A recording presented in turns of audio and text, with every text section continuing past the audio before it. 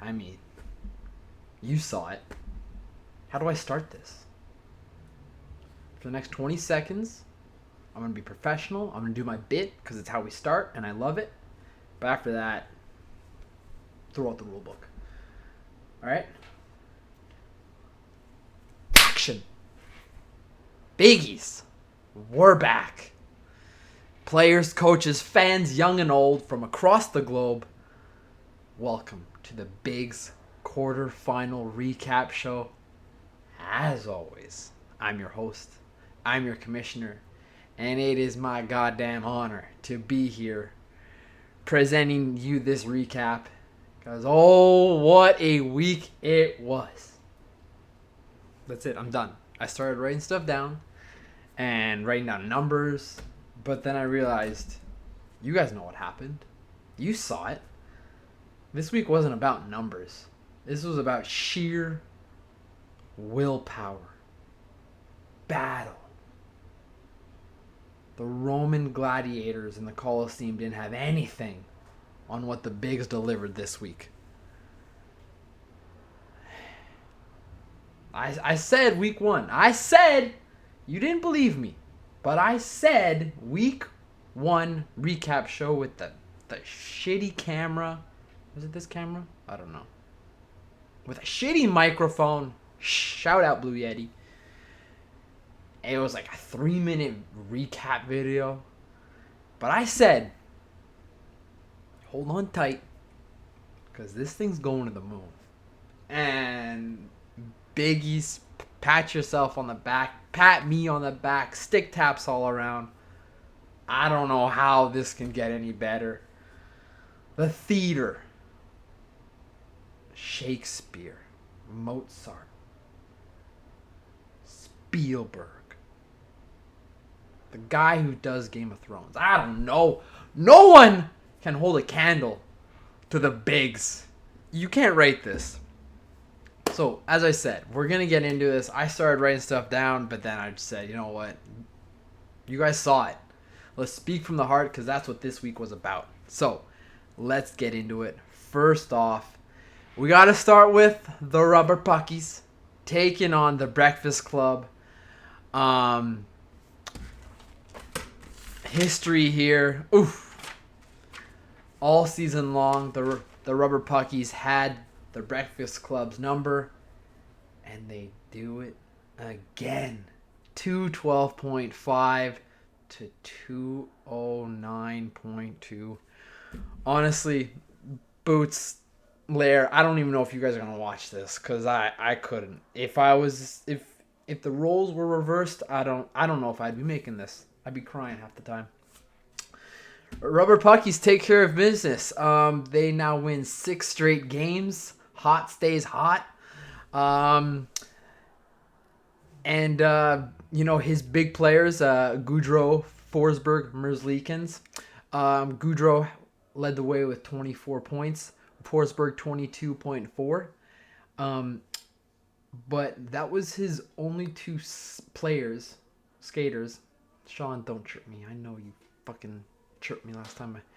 Skaters. Those were his only 2 skaters with over 15 points. Oh, Lair's like fucking shaking his head. Just turn it off, bud. Merzlikins was his number 1 between the pipes. And this one, as they all do, say it with me, came down to the weekend. I know Bootsy was chirping about Sunday. We'll get into it. No spoilers. Saturday and Sunday, Ken Dog compiled 89.4. Lacroix-Pierre 69.9. Sick number, but 20-point difference right there. And when it's decided within 3 measly points, actually 3.3, quick math guy.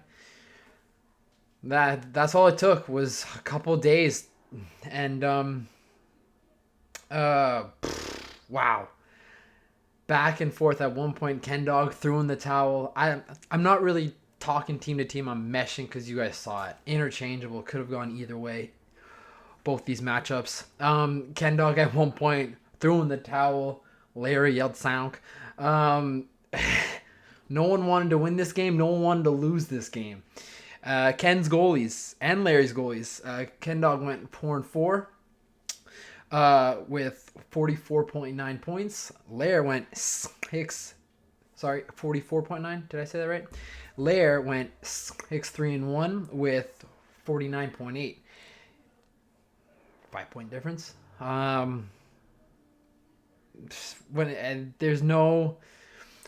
When the games were this close, when they mattered this much, there's no one thing I could point to and saying you fucked up. This is where you lost. Because as I said, I tried to. I started writing down stuff, but it didn't matter. You guys saw how it played out. We were all glued to our phones. Sunday, I stayed up till 1. Saturday, stayed up till 1. Shout out McDavid. No spoilers. Flip side, Lafreniere. 209.2 points. That's back-to-back weeks of over 200 points. And he's still staring down the barrel of the gun. I'm sorry, buddy. The big three, Matthews, Duchesne, Connor. Only team with 3 forwards over 20 points. Matthews was the highest skater. He was actually tied with Markstrom, but Markstrom's a goalie, not a skater. Nailed it. Matthews 25.6 before getting tossed. I tried to poke holes in... I found one little hole. Chris Kreider, been a big dog for the kid all year. We talked about it last week. Huge free agent pickup. 3 games played. 0.2 points. Evgeny Malkin. Big gamer. Big character. 3 games played. 0.2 points. It's not their fault. It's none of your team's fault. But someone had to lose, and those 2 big guys who have done it for you all year didn't come through. Man. And that was the first game, and that was the least entertaining one. Ken Dog heads on to the semis, staying hot, ice hot, red hot, white smoke, whatever you want to call it. That's what he is. Lair. The promise is still intact. Just go do it, buddy. Go take care of business. Go and beat. I don't even have to turn a page, but I will because it's dramatic. Go and take on the comeback kid because he couldn't live up to his name. Timmy Westside. You felt those quakes because he shocked the world, led the league with 238.4 points over Bootsy with 233.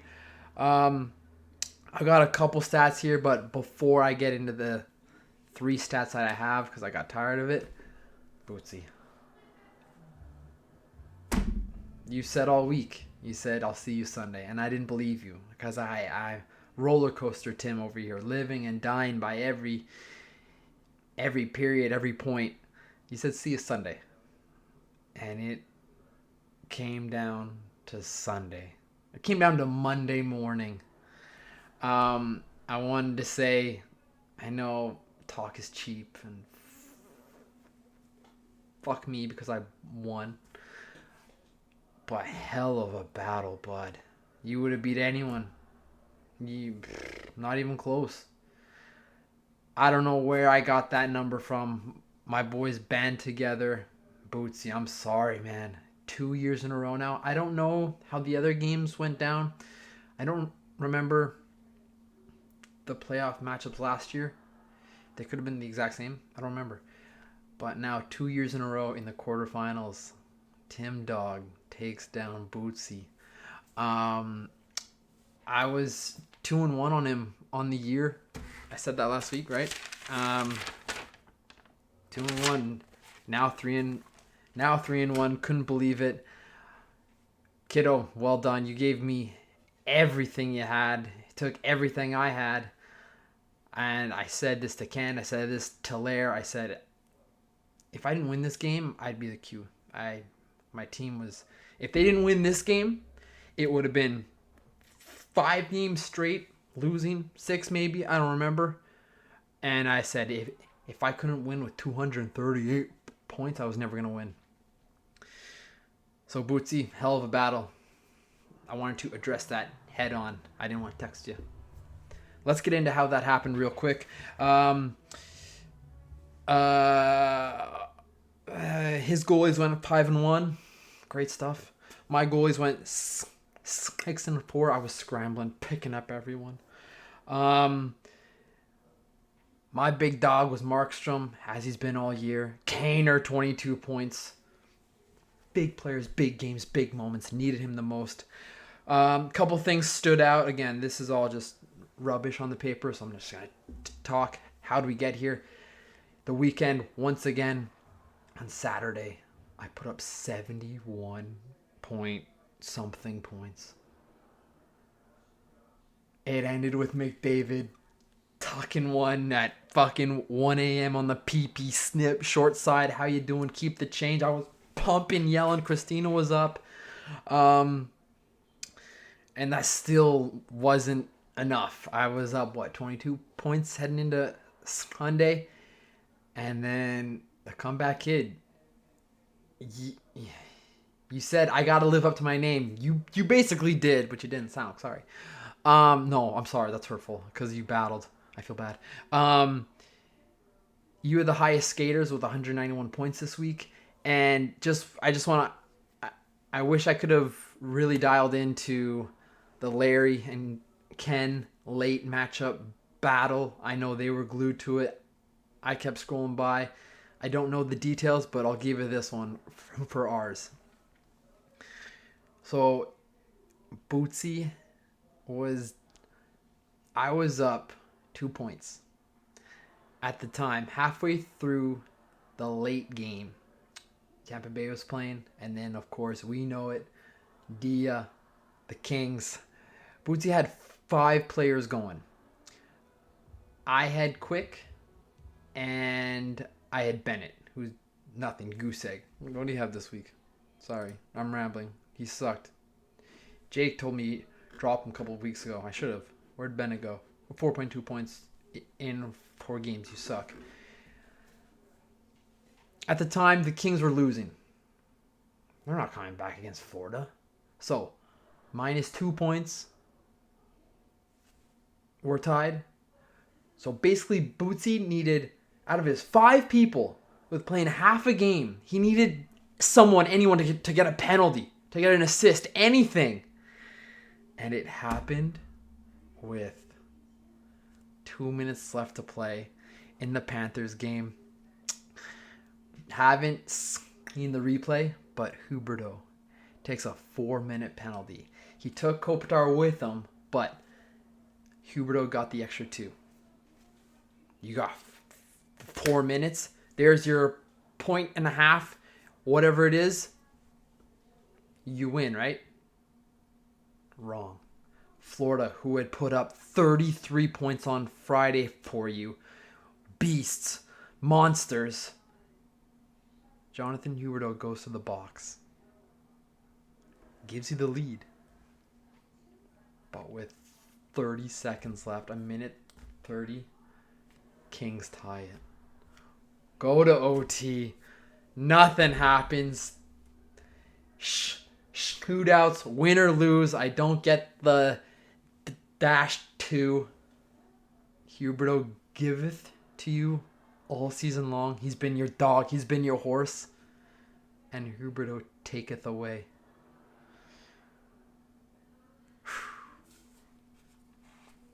What a battle. What a week. Heading into next week, I told you, throw out the numbers. It was all about heart, narrative. Hope I did it justice. Next week, we got Ken Dog against Timbo. I think, if memory serves me correctly, this is a rematch from last year's semifinals. Could be wrong. And then we got in the other semifinal, we got Bootsy and we got Lair. One of them, it's going to be heartbreak once again because they were oh so close. But one of them's got to dig deep, and then one of them's got to go to the bowl. We'll see ya. I know this was kind of off the cuff rambling, but you guys did this to me. The bigs did this. The league did this. I want to say I can't wait to see what happens next, but I can't take what happens next. And with that,